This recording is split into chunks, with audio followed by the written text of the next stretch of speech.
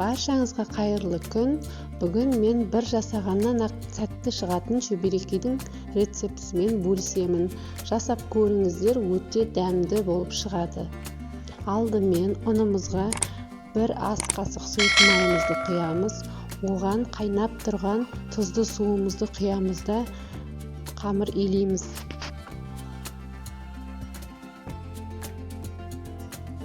Фаршымызға блендердан өткізілген жуаны, сосын тұз, бұрыш, сосын жарты стақан салқын су құйып араластырамыз.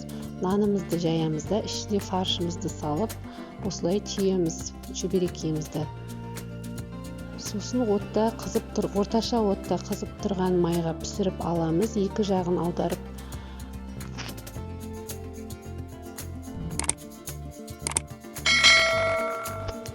отымыздың астын өте қатты қылмаймыз, яғни орташа отта пісіреміз, екі жағын аунатып.